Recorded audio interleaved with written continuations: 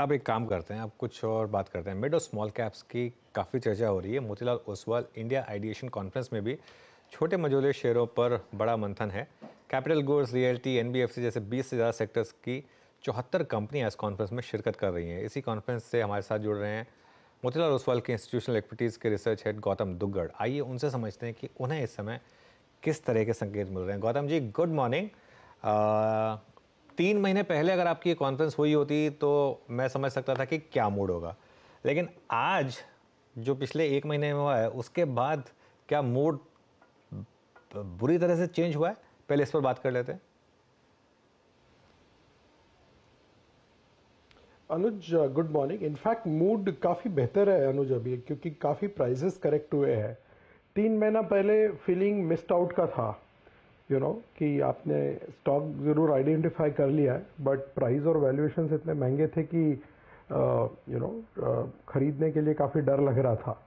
वहाँ से हमने देखा है थोड़ा बहुत करेक्शन अभी आया है। हालांकि अभी भी मिड और स्मॉल कैप इंडेक्स काफ़ी महंगा है। आज भी अगर आप इंडेक्स का वैल्यूएशन देखते हैं तो वाइल निफ्टी 20 के पीई पे ट्रेड कर रहा है, निफ्टी मिड कैप इंडेक्स 27 के पीई पे है और निफ्टी स्मॉल कैप इंडेक्स 23 के पीई पे है। तो अभी भी 30% से लेके 15% के बीच में प्रीमियम पे ये इंडाइसेस ट्रेड हो रहे हैं। ये तो इंडेक्स की बात है, कई सारे इंडिविजुअल स्टॉक तो और भी ज़्यादा एक्सपेंसिव है। लेकिन जैसा कि आपने कहा, पिछले 1 महीने में जो करेक्शन आया है मिड एंड स्मॉल कैप्स में, कई कई स्टॉक्स 25-30% भी करेक्ट हुए हैं। तो उस वजह से थोड़ा सा एक इन्वेस्टेबल रेंज में कई सारे स्टॉक्स आ रहे हैं। और कॉन्फ्रेंस में जो हमने डिमांड देखी है, हमारे यहाँ अभी 75 कंपनीज हैं आज और कल 2 दिन मिला के, जिसमें करीबन करीबन 500 इन्वेस्टर उनसे मिलने वाले हैं। 4000 मीटिंग्स कंबाइंड अगर आप देखें, ये 478 इन्वेस्टर और 75 कंपनीज के बीच में हमने यहाँ पे इसका आयोजन किया है आज और कल। ओके, तो कौन सी प्रोमिनेंट कंपनियां सबसे ज़्यादा, किन कंपनीज को लेकर डिमांड आ रही है मीटिंग्स के लिए गौतम, किस स्पेस में? तो अनुज, इस कॉन्फ्रेंस में लगभग सभी सेक्टर की कंपनियां मौजूद हैं। Financials, manufacturing, capital goods, consumption, property, hospital. तो डोमेस्टिक सिक्लिकल्स को जो सेक्टर रिप्रेजेंट करते हैं, वहाँ हमने सबसे ज़्यादा इसमें डिमांड देखी है।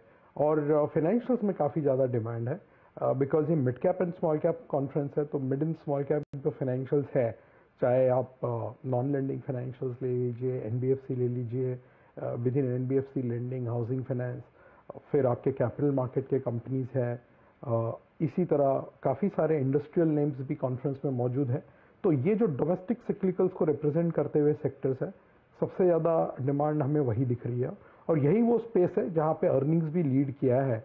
अगर आप देखते हैं पिछले 4 साल में इंडिया का अर्निंग्स, हमारे जो कवरेज में 270 कंपनीज है, 4 साल पहले उनका प्रॉफिट 4,30,000 करोड़ था FY20 में। FY24 में वही कंपनीज 11 लाख करोड़ का प्रॉफिट करने वाली है। तो ये लगभग टोटल 27% कंपाउंडिंग हमने देखा है बिटवीन FY20 एंड 24। और आने वाले 2 सालों में ये 11 लाख करोड़ का प्रॉफिट, हमारा अनुमान है कि FY25 में 12,70,000 करोड़ हो जाएगा और FY26 में ऑलमोस्ट 15 लाख करोड़ हो जाएगा। तो यहाँ से भी अगले 2 साल के लिए जो हमारा एस्टिमेट है, करीबन 17% अर्निंग CAGR का है। और इसको लीड करने वाले सेक्टर्स भी डोमेस्टिक सिक्लिकल्स से ज़्यादातर कंट्रीब्यूशन कर रहे हैं। पर निफ्टी मिड कैप सेलेक्ट लेकर आइए ज़रा, क्योंकि इसकी आज वीकली एक्सपायरी है। मैं अभी 3 मिनट पहले इसको देख रहा था। 3 मिनट पहले ये 10,440 के करीब था और अभी एकदम से ये एक बड़ी इसमें डिक्लाइन आई और अब ये इंडेक्स डे लो पर आ गया। ध्यान रखिएगा, इसकी वीकली एक्सपायरी आज, और एकदम से गिर के देखिए 10,335 पर। तो प्रॉब्लम तो है यहाँ पर ये मिड कैप में। गौतम, ये मिड कैप में जो ओवरऑल अब पिछले एक हफ्ते में हुआ है, इसको सिर्फ एक करेक्शन माना जाए या फिर एक थोड़ा सा डाउन फेज की शुरुआत मानी जाए? कितनी करेक्शन हो सकती है? क्योंकि हमने जब आप पिछली बार स्टूडियो में आए थे, हमने डिस्कस किया था कि मिड कैप आपने बोला था शायद 40% प्रीमियम पे चल रहा था, स्मॉल कैप शायद 60 या 70% के प्रीमियम पे चल रहा था। आप मुझे करेक्ट कर सकते हैं अगर वो मेरे नंबर्स गलत हैं तो, लेकिन कितनी करेक्शन एक्सपेक्ट करें आप? अनुज, आपके दोनों ही क्वेश्चंस बहुत डिफिकल्ट है कि कितनी करेक्शन होगी और कब तक होगी, ये कहना बहुत डिफिकल्ट है। अभी तक जो आपने डाउन मूव देखा, एक मैं मानूंगा कि काफ़ी सारे बुल मार्केट्स में ऐसे 5-10% के करेक्शंस बहुत नॉर्मल है। अगर आप पुराने साइकिल्स भी निकाल के देखते हैं, 2003 से 8 वाली, या पिछले 5-6 सालों में जो आपने एक बुल मार्केट देखा, ऐसे कई बार 4-5% मार्केट गिरता है। हमारे मार्केट ने स्पेशली पिछले 10-12 साल में अगर आप देखें तो इंडिया ने एक ड्यूरेबल मार्केट करेक्शन नहीं देखा है अभी तक। बीच बीच में फेजेस आई हैं, 2018 में जब आईएलएफएस का करेक्शन था, 2020 में कोविड का करेक्शन था, बट ये सारे करेक्शन बहुत शॉर्ट एंड स्विफ्ट थे। परसेंटेज स्टेप में काफ़ी बड़े थे, बट बहुत जल्दी वो करेक्शन खत्म हो गया था और ट्रेंड फिर से अप ट्रेंड में तब्दील हो गया था। मेरा ये मानना है कि जो आज इंडिया के फंडामेंटल्स है, चाहे मैक्रो हो या माइक्रो हो, बहुत ही स्ट्रांग है। आज हम उसको अप्रिशिएट कम कर रहे हैं। अगर आप इसका कंपैरिजन ग्लोबल लेवल पे करें, मोर सो रीजनल लेवल पे, क्योंकि जो फॉरेन मनी इंडिया में आता है, it's always competing with the regional markets. तो रीजनल स्कीम ऑफ थिंग्स में इंडिया का मैक्रो और माइक्रो मेरे हिसाब से आज बेस्ट है। 7.5 से 8% के बीच जीडीपी ग्रोथ की हम बात कर रहे हैं। First 9 months was 8.2, full year RBI is saying 7.6. I think there will be a 10-20 bps surprise on that. आपका फॉरेक्स रिजर्व्स और फॉरेन करेंसी जो इक्वेशन है काफ़ी स्टेबल रहा है रुपया डॉलर के मुकाबले पिछले 2 साल में। ट्विन डेफिसिट कंट्रोल में है। क्रूड एक रेंज में ट्रेड कर रहा है और इन्फ्लेशन जो है इंडिया का 5.1-5.2 के आसपास आ गया है। और डिबेट ये हो रहा है कि रेट कट्स कब हो गए, ये नहीं हो रहा है कि हो गए या नहीं, राइट। सो वो हो गया मैक्रो। माइक्रो मैंने आपको पहले ही कहा कि अर्निंग्स काफ़ी अच्छा है और अगला 2 साल भी काफ़ी अच्छा लग रहा है। और साथ में अभी जो 2 महीने के बाद बड़ा इवेंट है इलेक्शंस का, वहाँ पे एक राय बन रही है कि you will see a policy continuity, political continuity. So उस वजह से जो पॉलिसी मोमेंटम बना हुआ है इंडिया में पिछले 5-10 सालों से, वो कंटिन्यू रहने का प्रोबेबिलिटी बहुत ज़्यादा है। तो इस कॉन्टेक्स्ट में मुझे लगता है कि आपको एक बहुत बड़ा करेक्शन, मेरे नज़र में, I can always go wrong, मेरे नज़र में वो बड़ा करेक्शन होता हुआ नहीं दिख रहा है। तो जो स्टॉक आपको आइडेंटिफाई किए हुए थे, जहाँ आपको पोजीशन बनानी थी लॉन्ग टर्म के हिसाब से, अगर वो स्टॉक आपके 20-30-40% करेक्ट हो चुके हैं, तो मुझे लगता है कि आप टाइमिंग तो नहीं कर सकते। सो एक सिस्टमैटिक तरीके से आइडेंटिफाइड स्टॉक्स में बाइंग करना is a better and more prudent game rather than trying to find a bottom.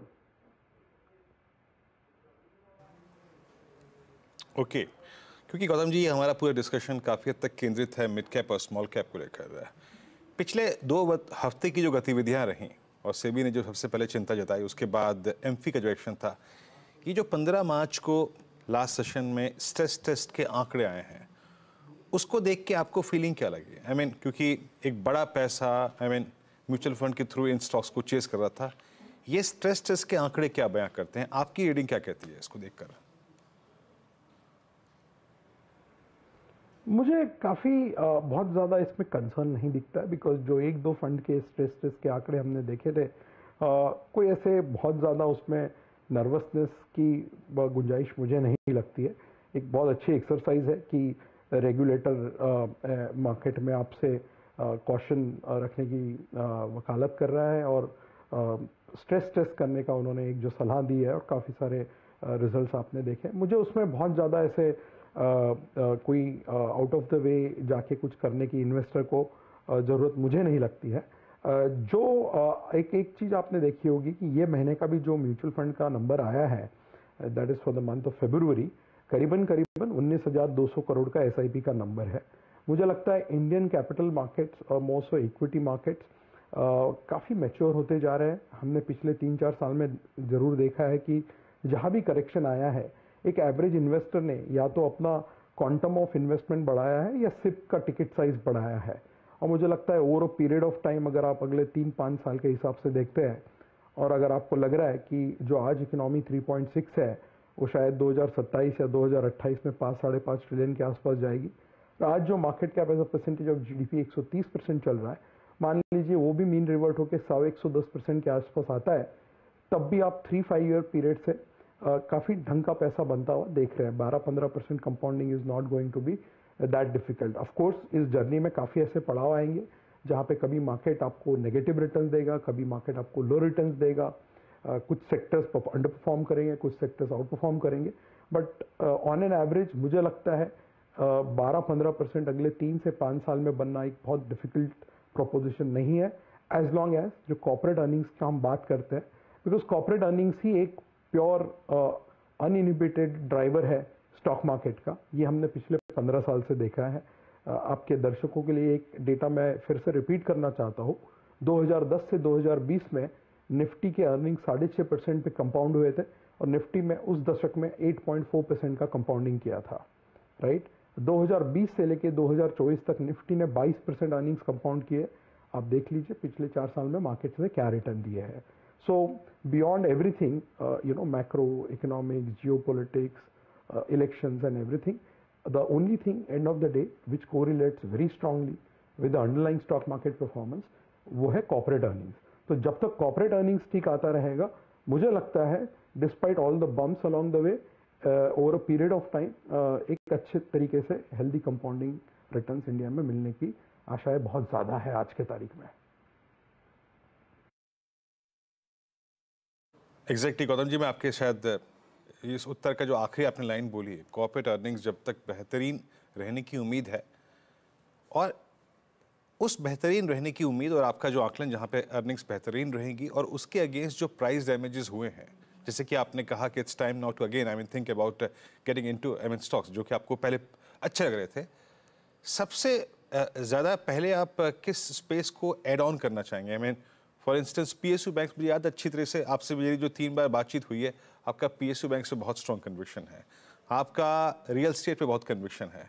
सबसे पहले लैच ऑन किस पे करना चाहिए जहां पे प्राइस डैमेज भी सिवियर हुआ है और एंट्री पॉइंट अच्छे मिल रहे हैं आपके मुताबिक?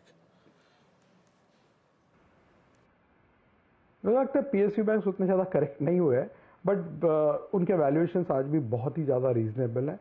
तो जहाँ तक हमारा सवाल है, हमारे मॉडल पोर्टफोलियो में जो हर क्वार्टर में हम अपडेट करके पब्लिश करते हैं, the last published model portfolio has SBI and bank of Baroda as a big overweight position. आपने सही कहा, रियल एस्टेट पे भी हमारी राय बहुत पॉजिटिव है। हमारे मॉडल पोर्टफोलियो में आप देखेंगे गोदरेज प्रॉपर्टी, शोभा डेवलपर्स, इस तरह के स्टॉक्स मौजूद है। वहाँ पे थोड़ा करेक्शन हमने देखा है। इसके अलावा हमें जो ठीक लगते हैं सेक्टर्स वो है होटल्स, हॉस्पिटल्स, डिस्क्रिशनरी कंजम्पशन। मुझे लगता है एक बहुत बड़ा सेक्टर यहाँ से भी अगले 3-5 साल में उभर के आने की उम्मीद ज़्यादा है। हमारे मॉडल पोर्टफोलियो में 8 कंजम्पशन स्टॉक्स है, जिसमें से 7 डिस्क्रिशनरी कंजम्पशन है। इसमें Titan, Indian hotel, metro, lemon tree, Zomato, DMart, restaurant brand, इस तरीके के स्टॉक्स हमारे मॉडल पोर्टफोलियो में काफ़ी मौजूद है। और फिर ऑटो सेक्टर में भी हमारी राय काफ़ी पॉजिटिव है, जहाँ पे हमारे रिकमेंडेशंस में M&M, अशोक लेलैंड और हीरो है। सो ये 4-5 सेक्टर्स जो है फाइनेंशियल्स, उसके अंदर नॉन लेंडिंग और PSU बैंक्स में हमारा बड़ा ओवरवेट है। Angel broking, PNB housing finance, ये भी सारे स्टॉक्स हमारे पोर्टफोलियो में मौजूद है जो हमारे टॉप आइडियाज़ को रिप्रेजेंट करते हैं। हॉस्पिटल्स में मेदांता हॉस्पिटल। सो ये सारे जो सेक्टर्स है, जो स्टॉक्स है, हमारे टॉप आइडियाज़ में है, हमारे मॉडल पोर्टफोलियो में मौजूद है। इसी पे हमारी राय आज भी ज़्यादा पॉजिटिव है। और जो आपका स्पेसिफिक क्वेश्चन था कि कौन से स्टॉक में या कौन से सेक्टर में आप पहले खरीदारी करेंगे, इसमें मतलब नंबर लगाने की ज़रूरत है नहीं। मतलब जहाँ आपका प्राइस कंफर्ट ज़्यादा है, बिकॉज ये सारी चीज़ें बॉटम्स अप होती है।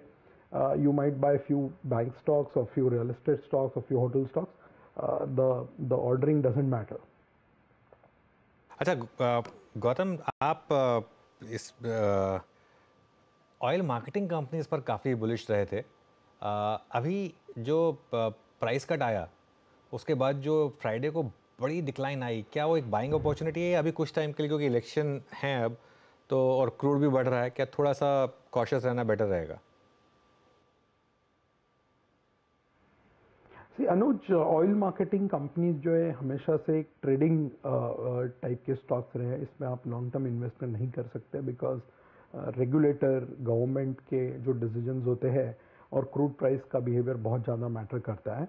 हमारे जो व्यूज़ है इस पे HPCL पे बहुत पॉजिटिव व्यू हमारा है। जनवरी में हमने 400 रुपये के भाव पे इसको मॉडल पोर्टफोलियो में ऐड भी किया था। मुझे लगता है ये जो 2 रुपये का प्राइस कट आया है उसके वजह से थोड़ा सा एक नर्वसनेस जो आया है स्ट्रीट में, हमें लगता है एक बाइंग अपॉर्चुनिटी है। क्योंकि over a period of time हमने देखा है कि more or less prices have been even on paper and even in practice we see deregulation progressing quite well.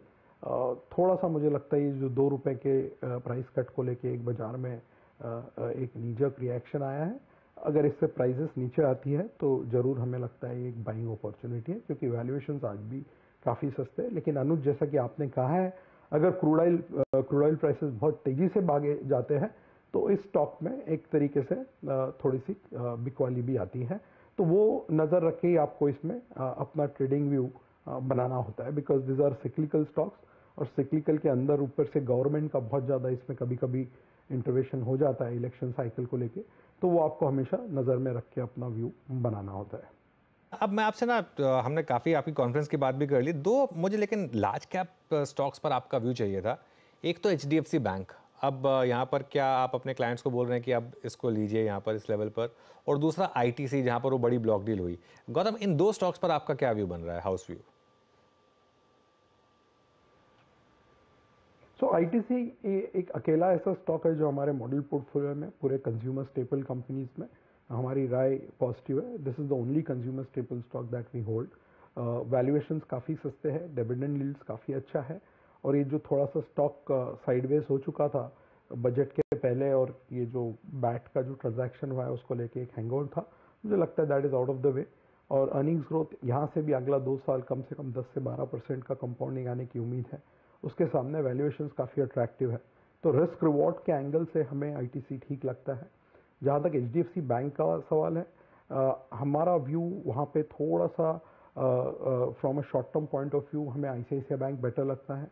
HDFC bank पे हमारा अभी भी अंडरवेट पोजीशन है हमारे मॉडल पोर्टफोलियो में। इनफैक्ट उसके वजह से हमारा पूरा प्राइवेट सेक्टर बैंक्स का वेट भी अंडरवेट हो जाता है। लेकिन हमारे अगर आप पोर्टफोलियो को देखते हैं तो आईसीआईसीआई बैंक एक नंबर 1 चॉइस है अभी हमारा, उसके बाद Axis bank. So within financials the positioning is very clear. सबसे बड़ा ओवरवेट पीएसयू बैंक्स, फिर एनबीएफसी, और प्राइवेट बैंक्स अंडरवेट है, largely because of the underweight stance that we are carrying in HDFC bank in our model portfolio. So relative preference हमारा ICICI bank की तरफ ज़्यादा है। वहाँ हमें रिस्क रिवॉर्ड के एंगल से प्लस नियर टर्म परफॉर्मेंस के हिसाब से थोड़ा सा रिटर्न ज़्यादा बनने की उम्मीद दिखती है। Okay, Gautam ji, QSR segment में अगर मैं जाऊं, जो प्राइस डैमेजेस हुए हैं लास्ट लगभग 1.5 साल में, और even best stocks like Westlife, वहाँ पर भी प्राइस डैमेजेस हुए थे। लास्ट टाइम तो मैंने खैर अभी प्राइस देखा नहीं, बट इसमें कोई स्टॉक आप लोगों की कन्विशन लिस्ट में अपीयर हुआ है क्या? सो क्यूएसआर में डिमांड थोड़ा सा स्लो है पिछले करीबन 2 साल से, और एक फंडामेंटल चेंज हुआ है इस सेक्टर में post the arrival of this delivery apps. अगर आप देखते हैं 4-5 साल पहले इतना सारा चॉइसेस कस्टमर के पास उपलब्ध नहीं था। आज अगर आप कस्टमर का बिहेवियर पैटर्न देखते हैं तो जब वो ऑर्डरिंग करता है एक फूड डिलीवरी ऐप से, तो कई सारे चॉइसेस मौजूद है within pizza category as well as outside of pizza category. तो इसका थोड़ा सा इम्पैक्ट हमें क्यूएसआर सेगमेंट में दिखा है। दूसरा, the underlying core demand itself काफ़ी स्लो रहा है। आपने देखा होगा थर्ड क्वार्टर के जो नतीजे आए, थर्ड क्वार्टर एक फेस्टिवल सीजन वाला क्वार्टर था और वर्ल्ड कप भी उसमें शामिल था। इसके बावजूद सेम स्टोर ग्रोथ बहुत ही म्यूटेड आपको सेक्टर में दिखा है। तो उस सेक्टर में हमारी राय यह है कि रिलेटिवली हमारा प्रेफरेंस जोमेटो की तरफ ज़्यादा है, जो हमारे मॉडल पोर्टफोलियो में भी मौजूद है, और वहाँ हमें बेटर अपसाइड नज़र आती है, बिकॉज क्विक कॉमर्स एक फास्ट ग्रोइंग सेगमेंट के रूप में उभर के आया है पिछले कुछ महीनों से, और हमें लगता है कि month on month, quarter on quarter जो परफॉर्मेंस है इस कंपनी का काफ़ी इम्प्रूव ऑलरेडी हो चुका है पिछले 3 क्वार्टर में, और आगे भी इम्प्रूव होने की हमारी उम्मीद है। इसलिए इन द क्यूएसआर बास्केट हमारा प्रेफरेंस जोमेटो की तरफ ज़्यादा है compare to the core QSR companies. Alright Gautam, बहुत बहुत शुक्रिया हमारे साथ जुड़ने के लिए, और आपको फिर से इस कॉन्फ्रेंस के लिए ऑल द बेस्ट।